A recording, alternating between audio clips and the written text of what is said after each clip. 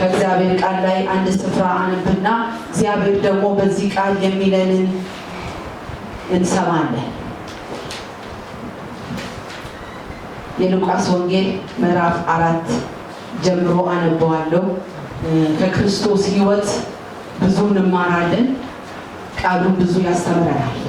በዚህ ስፍራ ላይ የምናነበው ቃል ለትምህርታችን ተጽፏል። ጌታ ኢየሱስ ክርስቶስ ያለፈበት ሕይወት እኛን ያስተምረናል። ለእኛም የምንሄድበትን መንገድ ያሳየናል። እዚህ ስፍራ ላይ አነበዋለሁ። በጌታ በኢየሱስ ክርስቶስ ስም ይህን ቃል አነበዋለሁ። ከአንድ ጀምሬ እስከ 13 ያለውን ክፍል አነባለሁ። ምን ይላል? የሉቃስ ወንጌል ምዕራፍ 4 ከአንድ ጀምሬ አነባዋለሁ። ኢየሱስ መንፈስ ቅዱስ ሞልቶበት ከዮርዳኖስ ተመለሰ። በመንፈስም ወደ ምድረ በዳ ተመርቶ 40 ቀን ከዲያብሎስ ተፈተነ። በእነዚህ ቀኖችም ምንም አልበላም። ከተጨረሱም በኋላ ተራበ።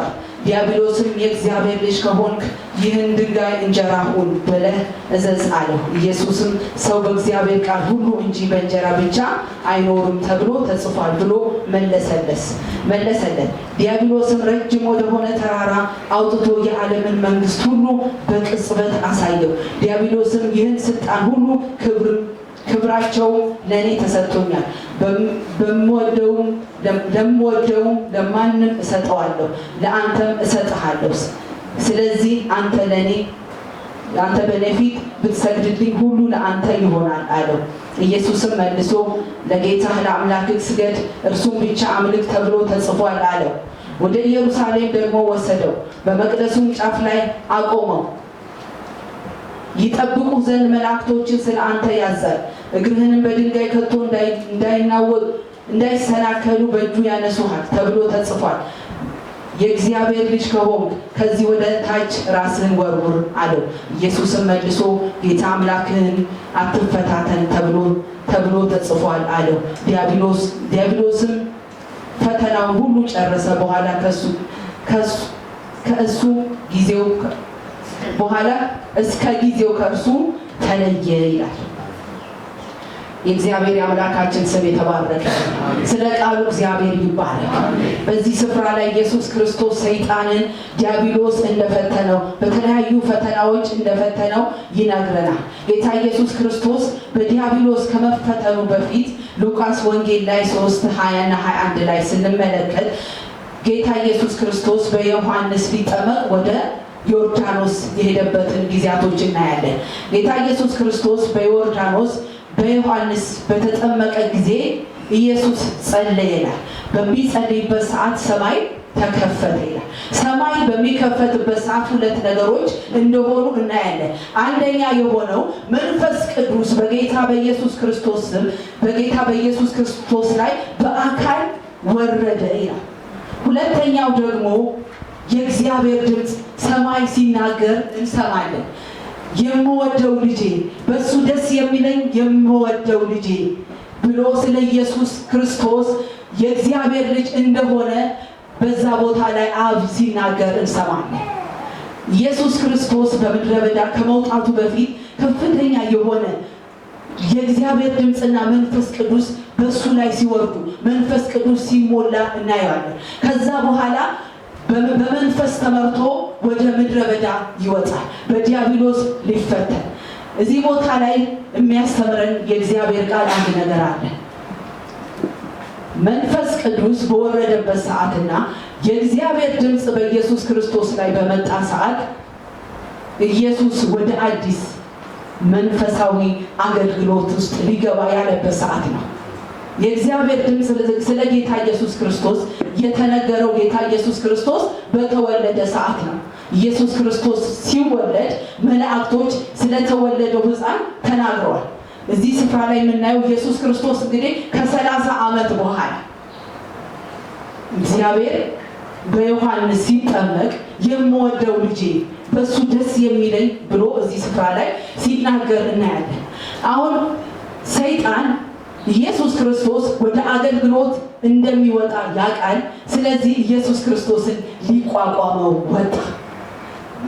የጌታ የኢየሱስ ክርስቶስ መገለጥ ወደ ምድር መምጣት ምንድነው? የእግዚአብሔር ሐሳቡ የዲያብሎስን ስራ ሊያፈርስ የእግዚአብሔር ልጅ ተገለጠ ይላል። ኢየሱስ ክርስቶስ የተገለጠው የዲያብሎስን ስራ ሊያፈርስ ነው። ስለዚህ ሰይጣን ስራውን እንደሚያፈርስበት ያውቃል። ስራውን ስለሚያፈርስበት ወደ እግዚአብሔር ወደ ዘላለማዊ ሐሳቡና ወደ እግዚአብሔር አጀንዳ እንዳይገባ ኢየሱስ ክርስቶስን ማስቆም ነው፣ ማቋረጥ ነው። በእኛም ሕይወት ውስጥ ሰይጣን የሚያደርገው ይሄ ነው። ማንኛውም ሰው በሰይጣን የሚፈተነው መቼ ነው? የሰይጣን ፈተና መቼ ይመጣል ብትሉ ልክ ጌታ ኢየሱስ ክርስቶስን እንደ ግል አዳኛችን አድርገን በምንቀበልበት ሰዓት ሰይጣን ውጊያ ይጀምራል፣ ሰልፍ ይጀምራል። ለምንድን ነው ያ የሆነው ብላችሁ ራሳችሁን ብትጠይቁት የአድራሻ ለውጥ አድርጋችሁ ከጨለማው ግዛት ወደሚደነቀው ብርሃን መጥታችኋል። ወደ እግዚአብሔር መንግስት ፈክሳችኋል። ስለዚህ በፊት በግዛት ውስጥ ነበረ። በፊት እሱ ይመራችሁ ነበር። በፊት እሱ የሚወደውን የሚፈልገውን የራሱን ሐሳብና የራሱን አጀንዳ በላያችሁ ላይ ይጭን ነበረ።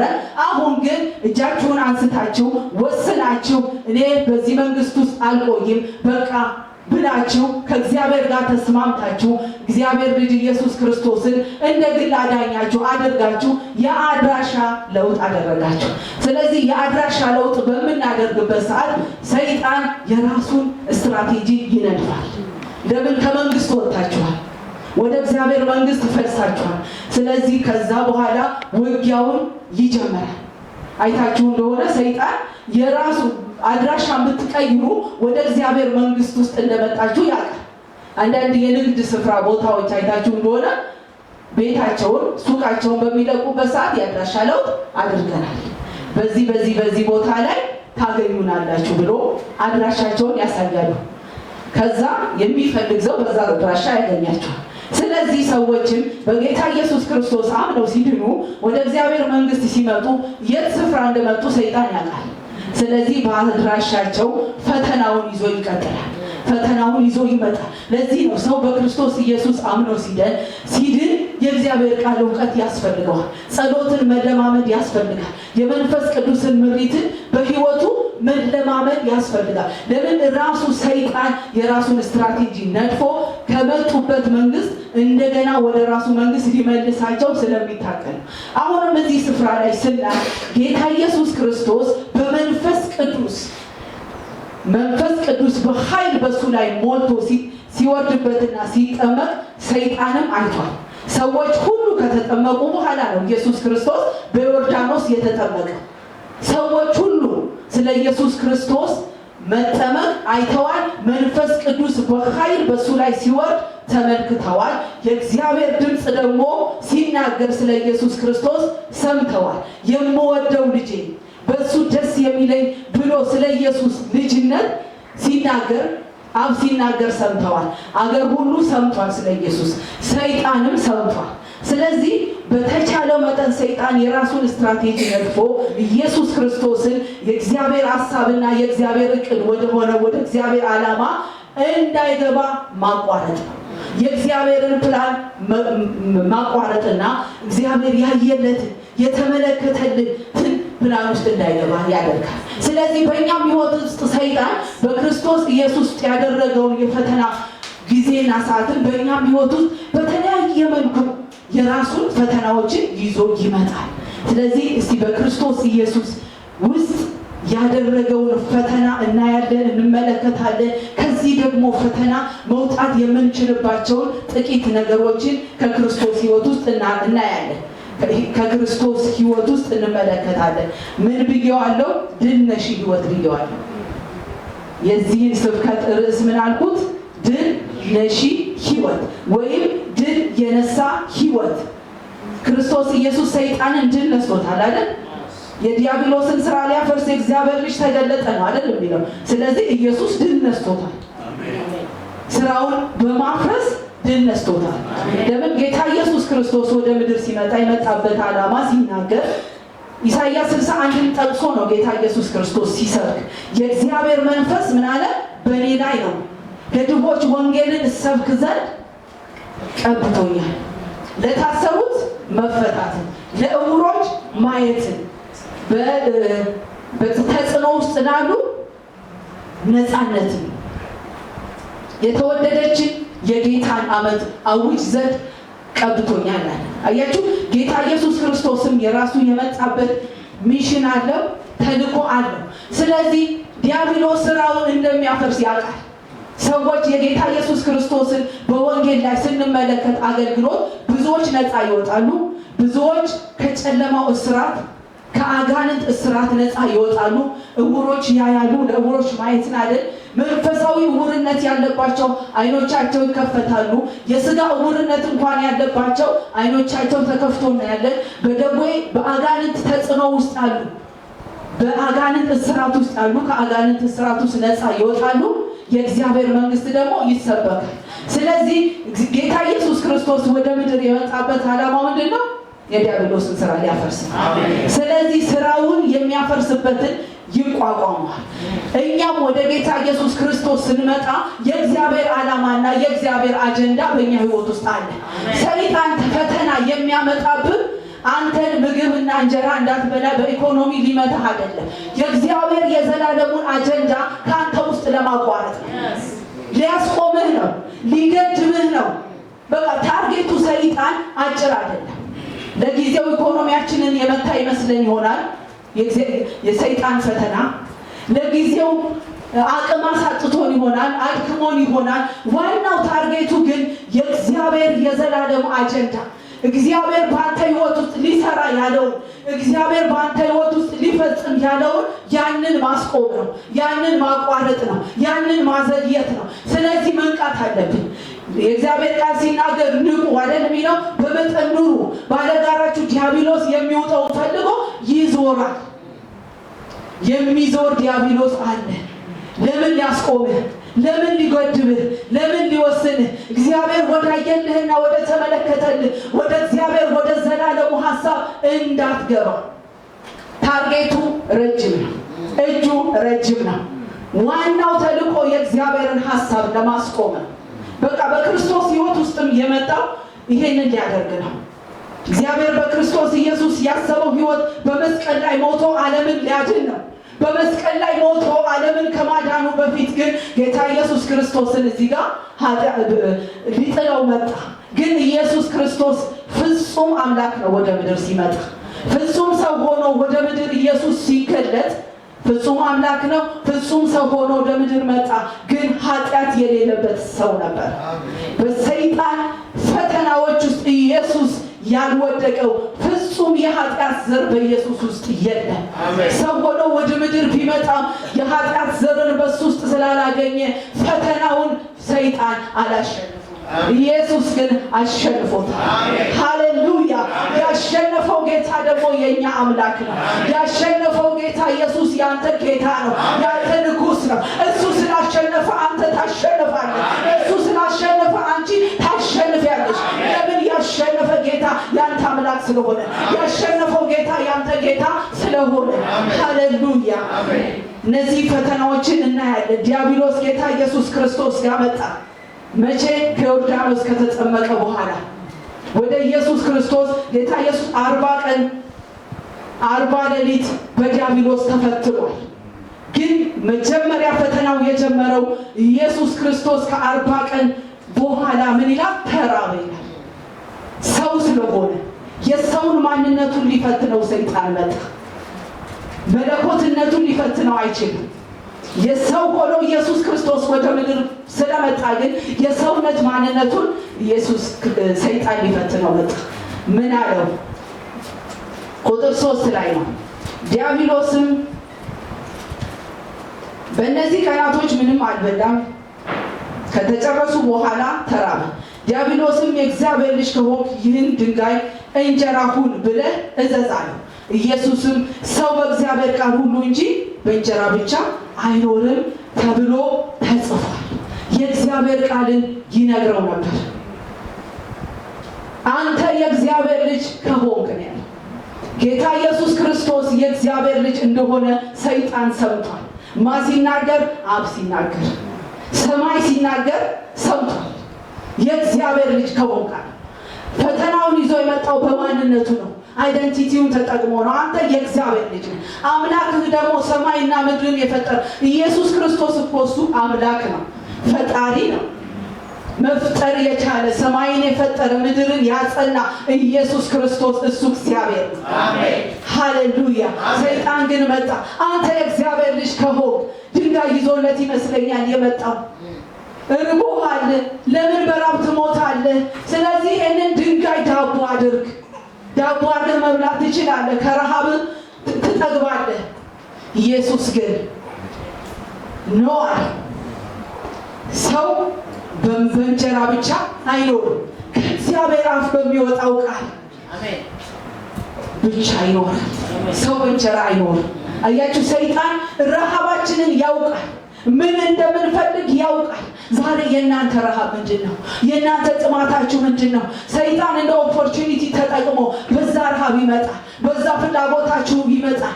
በሰው ፍላጎት ኒድስ ነው የምትሉት፣ ይሄ ነገር ጎሎኛል፣ ይሄ ነገር ያስፈልገኛል ብላችሁ ነፍሳችሁ ለዛ ነገር የምትጮህ ከሆነ ሰይጣን ይፈትናችኋል።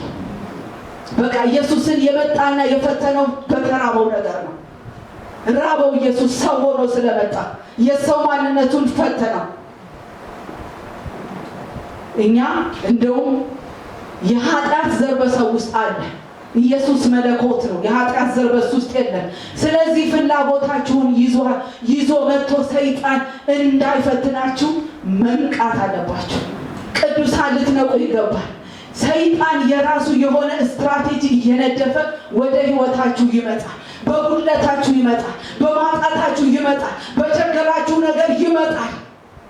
በቃ የአቅርቦትን ይዞ ይመጣል ለጉድለታችሁ፣ ለምትፈልጉበት ነገር። ያንን ግን እግዚአብሔር ነው ያመጣው ወይ ሰይጣን ነው ያመጣው? ለጉድለታችሁ ማሙያ ገንዘብ ቢሆን ምን ችግር አለ? ሰዎች እኔ ሊባርኩ ይሆናል የሰጡን ብሎ በቢሮ ውስጥ በሙስና ሊመጣል ይችላል። ቦሎኛል፣ አጥቻለሁ፣ ምን አለበት ለጊዜው ብጠቀምበት? ቴስት ሊያደርግ ነው ሰይጣን። በእግዚአብሔር ላይ መታመንህን ሊፈትን ሰይጣን በተለያየ መልኩ ይመጣል። ሰይጣን እኮ ጌታ ኢየሱስ ክርስቶስ ታልፎ ሊሰጥ በሆነ ጊዜ ወደ ደቀ መዛሙርቱ መጥቷል። ሰይጣን እንደ ስንዴ ሊያበጥራችሁ መጣ አይደል ያለው ኢየሱስ። እኔ ግን ስለእናንተ ማለድኳል እንዳያበጥራቸው፣ ከእግዚአብሔር ሐሳብና ከእግዚአብሔር ፈቃድ እንዳይዋወጣቸው እኔ ስለእናንተ ማለድኳል። ማለደላቸው ኢየሱስ። ለምን? ፈታኙ መጥቷል ወደ እነሱ ሊያበጥራቸው እንደ ስንዴ። ወገኖቼ ሰይጣን በእያንዳንዳችን ህይወት ውስጥ ፈተናውን ይዞ ይመጣል። አንደኛ በምን መልኩ ይመጣል? ኒድስ በምትለው ለስጋ ፍላጎት፣ ለስጋ መሻት የጎደለህን ነገር ይዞ አቅርቦት አድርጎ ይዞ ይመጣል። ጥሩ ነው። አሁን ያመጣለት ጥያቄ ርቦሃል አንተ፣ በቃ ለራብህ የሚያስፈልግህ ዳቦ ነው፣ እንጀራ ነው።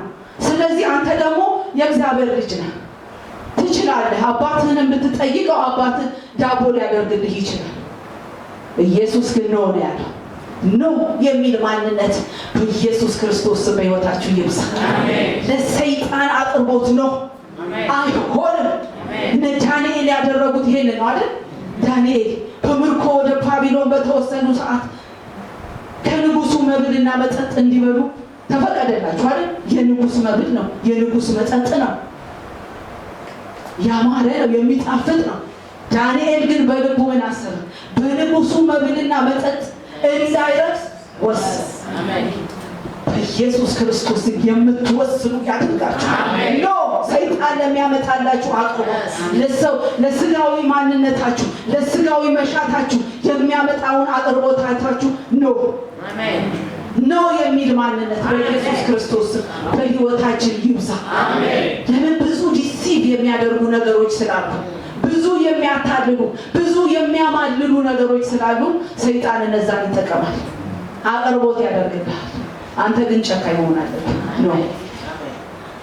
የአምላኬ የእግዚአብሔር ፈቃድ በሕይወቴ ይሁን ካልክ ኖ እያልክ ኔክስት ስቴፕ ወደሚቀጥለው ስትሄድ ወደ እግዚአብሔር ወደ ዘላለም ሐሳቡ ትደርሳለህ። አሜን። ሃሌሉያ አሜን። ሁለተኛ ደግሞ ፈተና አድርጎ አመጣለት። በዛኛው ሳያሸንፈው ሲቀር ሁለተኛ ደግሞ ይዞለት መጣ። ዲያብሎስም ረጅም ወደሆነ ተራራ አውጥቶ የዓለምን መንግስት ሁሉ ከቅጽበት አሳየው። እያችሁ በአይኑ አሳየው። ወደ አይን አምሮት ውስጥ አመጣ አሳየው። በቃ የዓለምን ክብሩን ዝናው። ዲያብሎስም ይህን ስልጣን ሁሉ ክብራቸውም ለእኔ ተሰጥቶኛል፣ ለምወደው ለማንም እሰጠዋለሁ፣ ለአንተ እሰጥሃለሁ። ስለዚህ አንተ በእኔ ፊት ብትሰግድልኝ ሁሉ ለአንተ ይሆናል አለ። ኢየሱስም መልሶ ለጌታ ለአምላክህ ስገድ፣ እርሱም ብቻ አምልክ ተብሎ ተጽፏል አለ። አያችሁ፣ ሊያሰግደው መጣ። ደግሞ በአይኑ የሚያማምረውን ነገር በዓለም ሁሉ ያሉትን አሳየው።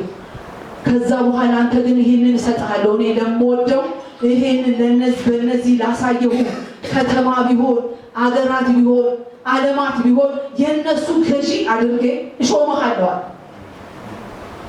ኢየሱስ ግን ስገድልኝ አለው። ስትሰግድልኝ ነው ግን ይሄን የምሰጠው። አያችሁ፣ ዋጋ ሳያስከፍል ሰይጣን አንዲት ሳንቲም አይሰጥም። በህይወት ላይ ዋጋ አስከፍሎ ነው የሚሰጠው። ኢየሱስን ምን አለው? ስገድልኝ አለ። በቃ ወርሺፕ አድርገኛል። ሊያሰግደው ሊያስመልከው መጣ ነው አለ።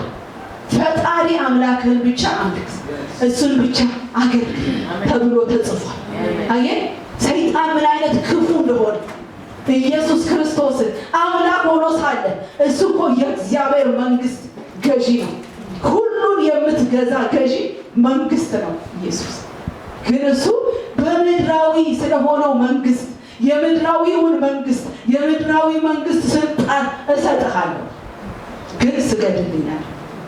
ሊያሰግደው መጣ ነው አለ ኢየሱስ። ጨካኝ አድርገን ወገኖች፣ ብዙ የሚያሰግዱ ነገሮች ስላሉ፣ ብዙ የአይን አምሮቶች ስላሉ፣ ብዙ በአይናችን የምንፈልጋቸው ስልጣን፣ ክብር፣ ዝና ስላለ ወገኖች፣ ብዙዎች ለክብር ብዙዎች ለዝና ሲሉ ከእግዚአብሔር ሐሳብ ይወጡባሉ። ለክብር ለዝና ለአቅርቦትን ላደረገላቸው ለሰይጣን ሰግደው ከእግዚአብሔር ከዘላለሙ ሐሳብ የወጡ ከእግዚአብሔር ከዘላለሙ አጀንዳ የወጡ ብዙዎች አሉ ወገኖች።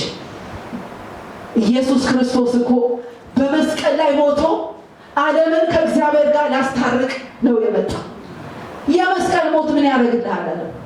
ለምን በመስቀል ትሞታለህ? በቃ ይኸው ክብር፣ በቃ ይኸው ዝና፣ ይሄን ሁሉ ለአንተ ልሰጥህ ነው።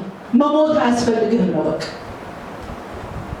እንዲሁ ክብር፣ እንዲሁ ዝና፣ እንዲሁ ዓለምን መግዛት እሰጥሃለሁ፣ ግን አንድ ነገር ለእኔ የምታደርግልኝ አለ። ለእኔ መስገድ አለብህ፣ ለእኔ መስገድ አለብህ። ሰይጣን ሳያሰግድህ ዋጋ ሳያስከፍልህ የሚሰጥህ ነገር የለም። አብለጭልጮ አብረቅርቆ ያመጣል ይሆናል፣ ግን ዋጋ ትከፍልበታለህ። ዋጋ ያስከፍላል። ሳያሰግድ አይሰጥም። ስገድልኝ አለ ነው አለ ኢየሱስ ክርስቶስ። በእግዚአብሔር ቃል እውቀት ውስጥ የበረታ ስለሆነ ለእግዚአብሔር ለአምላክ ብቻ ስገድ፣ እሱም ብቻ አምልክ ተብሎ ተጽፏል። በቃል ነው ኢየሱስ ክርስቶስ የቃሉን ሰይፍ እያወጣ ይቀጣዋል፣ ያስወግደዋል። እንደገና ደግሞ ሶስተኛ አጀንዳ ይዞለት መጣ። ምን አለው? ኢየሱስም መልሶ ለጌታ ለአምላክህ ስገድ፣ እርሱም ብቻ አምልክ ተብሎ ተጽፏል አለ። ሌላው ደግሞ ሶስተኛ ፈተና ወደ ኢየሱስ የመጣ ወደ ኢየሱስ ደግሞ ወደ ኢየሩሳሌም ደግሞ ወሰደው። በመቅደስ ጫፍ ላይ አቆመው። ይጠብቁ ዘንድ መላእክቶችን ስለአንተ ያዛል፣ እግርህ በድንጋይ ከቶ እንዳትሰናከል በእጁ ያነሱሃል ተብሎ ተጽፏል። የእግዚአብሔር ልጅ ከሆንክ ከዚህ ወደ ታች ራስህን ወርውር። ኢየሱስ መልሶ ጌታ አምላክህን አትፈታተን ተብሎ ተጽፏል። ዲያብሎስም ፈተናውን ሁሉ ከጨረሰ በኋላ እስከ ጊዜው ከእርሱ ተለየ።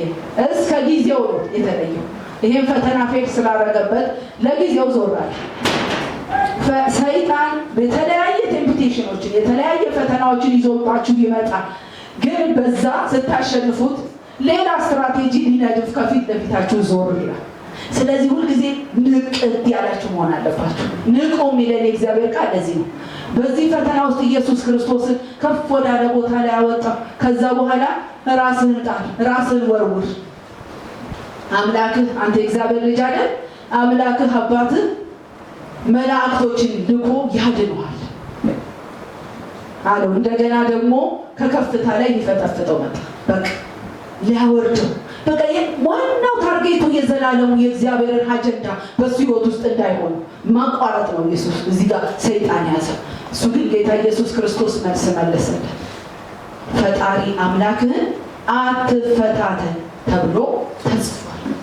አያችሁ፣ እነዚህ 3 ፈተናዎች በእያንዳንዳችን ህይወት ውስጥ መልካቸውን እየቀየሩ ሰይጣን የራሱን ስትራቴጂ እየነደፈ ወደ ህይወታችን ያመጣል። ግን እኛ ምን መሆን አለብን? መንቃት አለብን፣ ማስተዋል አለብን። ስለዚህ ድል ነሺ ህይወት ያልኩት ኢየሱስ ክርስቶስ ሰይጣንን ድል ነስቶታል፣ አሸንፎታል። እኛም አሸናፊዎች ነን።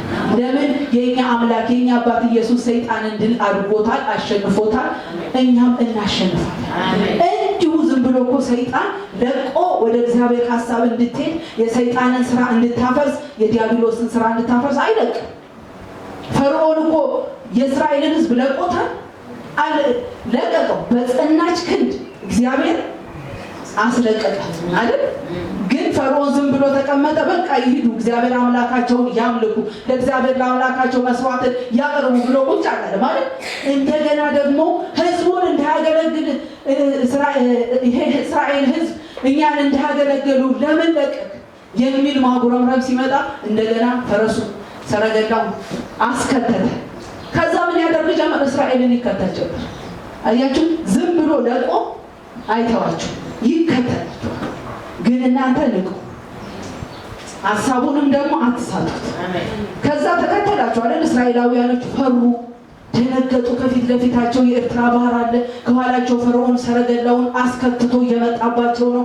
እንደገና በሙሴ ላይ አንተ ግብፅ ሀገር ውስጥ መቀበሪያ ጠፍቶ ነው በምድረ በዳ ልንሞት ያወጣህ ብለው ህዝቡ በሙሴ ላይ ተነሳ።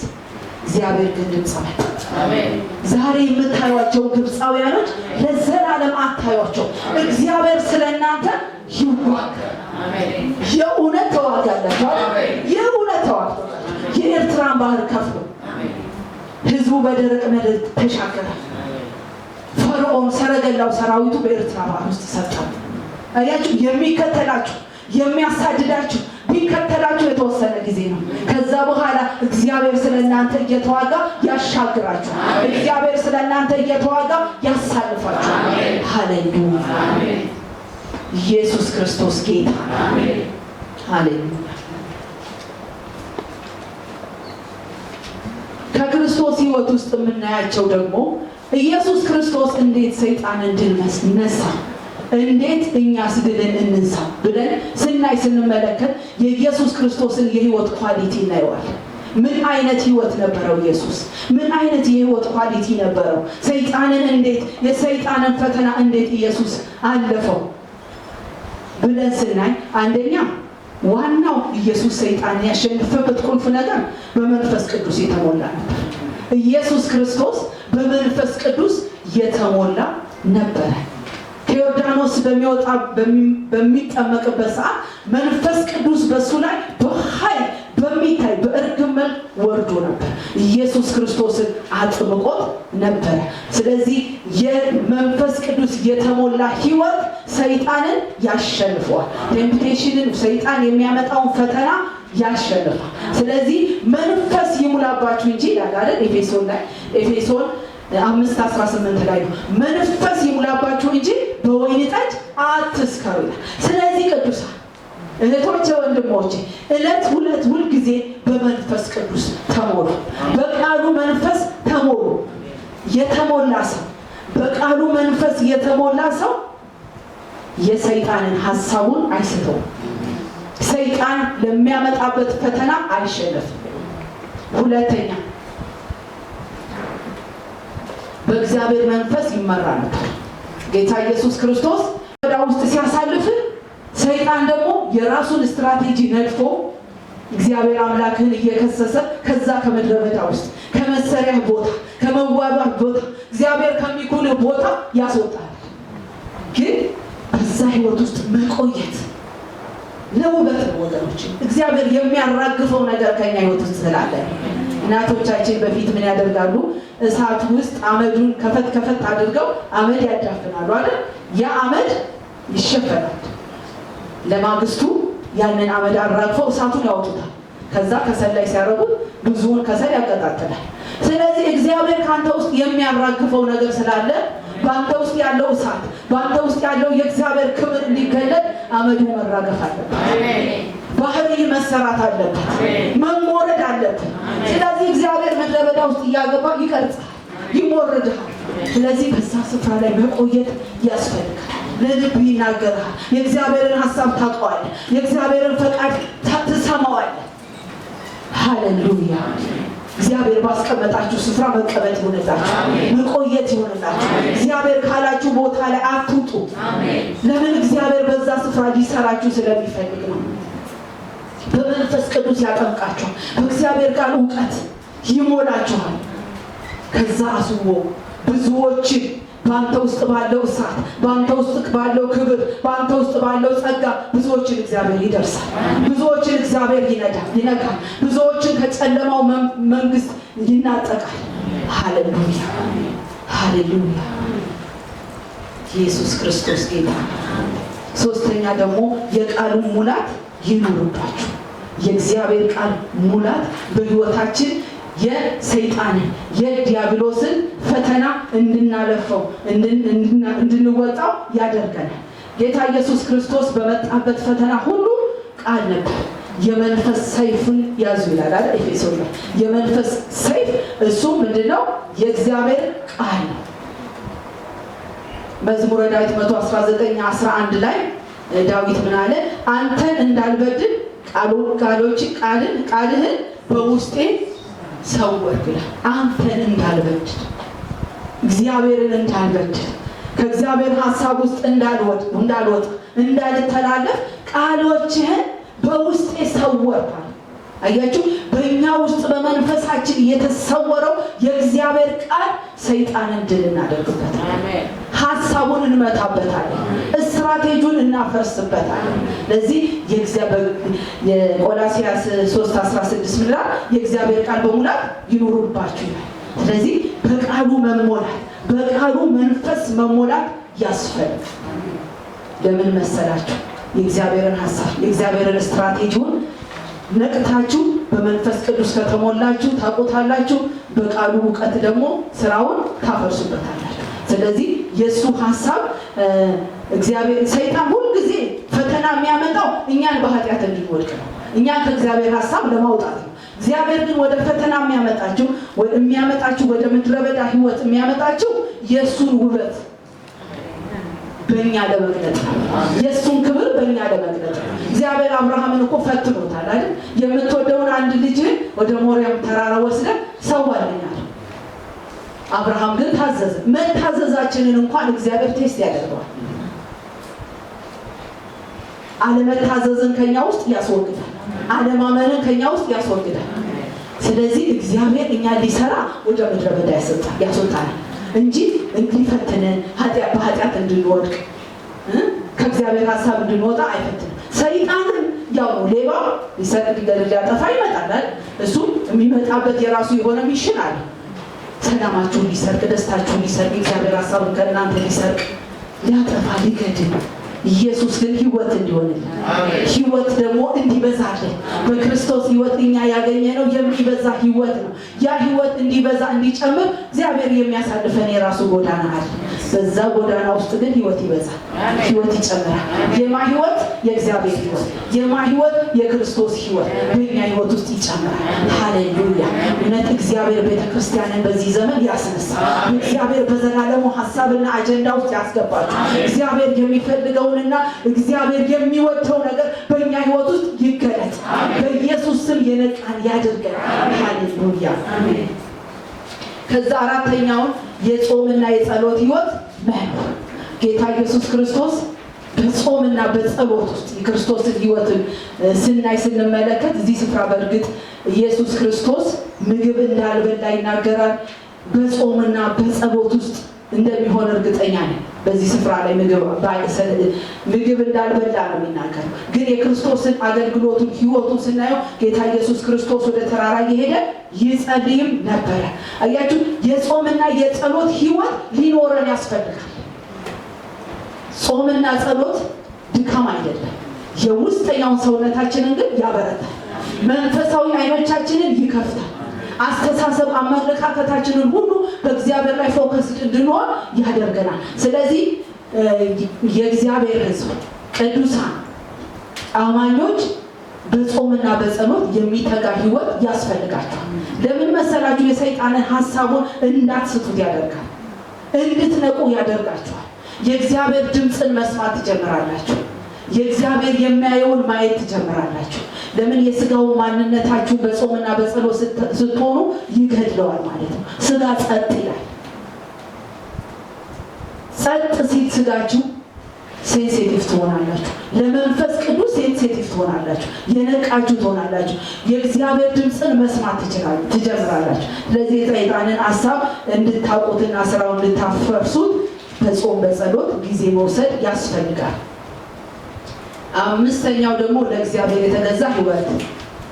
ለእግዚአብሔር የተገዛ ህይወት። ኢየሱስ ክርስቶስ ለአባቱ የተገዛ ነበር። የአባቱን ፈቃድ በመገዛት ውስጥ ሆኖ ያደርግ ነበር። ኢየሱስ ክርስቶስ አምላክ ነው አይደል? አምላክ ሆኖ ሳለ ጌታ ሆኖ ሳለ የአብን ፍቃድ ሊፈጽም ሰው ሆኖ ወደ ምድር መጣ።